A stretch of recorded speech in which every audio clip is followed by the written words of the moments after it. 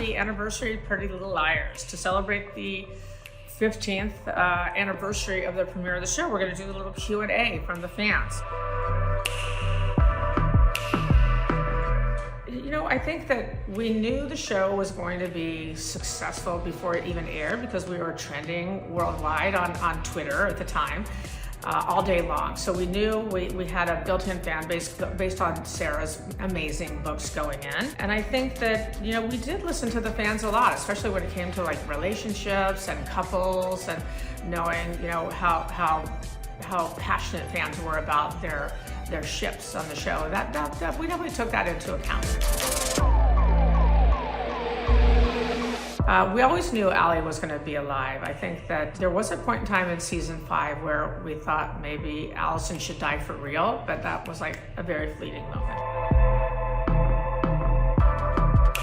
Whenever we would reveal like Mona's original A, we would know who the next A was going to be. And then when we revealed Cece as A, then we knew Alex Drake was going to be super duper A, I guess I'll call her. Final A. My favorite scene that had me on the edge of my seat was when Alison actually comes back in front of, I think it was Spencer's barn, wearing the red coat, and she turns and says, "Did you miss me?" I think the one plot line that I would change was Ezra. Well, it was like a fake out that Ezra was A, but he did have a lair and he did know who Aria was before they met. And I think that maybe wasn't the best idea. Literally as late as I could possibly tell them so they could still prepare. Like I remember telling Janelle Parrish that Mona was going to be A, but it was really sort of later, very close to the reveal.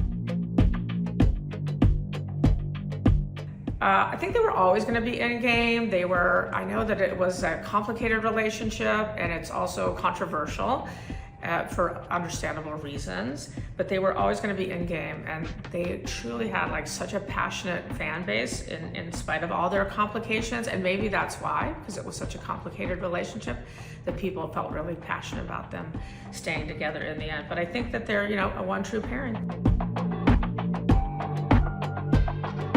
Allie always treated the girls like dolls, you know, and even if you go back and you look at the original book covers, the girls on the cover are dolls, basically. So it sort of makes sense that like the epic kind of like finale of that would be to like put them in a real life dollhouse. You know, I think as the show became more successful and other shows were ending that I loved, and I realized pretty early on, especially like by seasons 3 or 4, that no matter how we ended, some people would be happy, some people would be upset, but there's no way you can sort of please everyone. So at the end of the day, I think that myself and as a writer's room, we just tried to please ourselves in the sense that just be true to, if we thought it was good storytelling, then we would stick by that and just be super passionate about the way we told the story that we had in our hearts and our minds.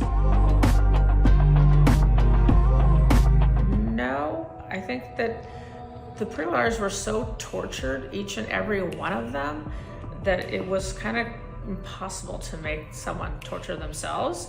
But we did point the finger in Aria's way as an intentional red herring. So yes, it's understandable that fans did think that. Mona, I think original A always steals my heart. I love watching Janelle Parrish and how her mind works and how she truly transformed from Mona to A. Like that was an amazing transformation that she took as a character on that journey. And she's just so fun to watch. I love all the A's, don't get me wrong, but Mona still steals my heart as original A. It touched a lot of people's lives, including everyone who worked on the show.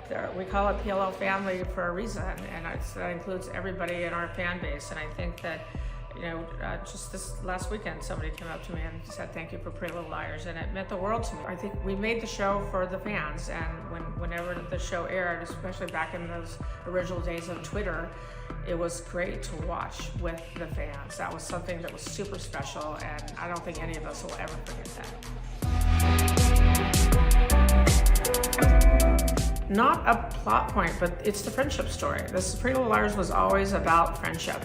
At the core, I say, if it's an ice cream sundae, you can't have an ice cream sundae without the ice cream. And the girls' friendship was the ice cream of our sundae. So forever in my heart, the storyline of these girls unconditionally loving each other and being there for each other is my favorite storyline in Pretty Little Liars ever.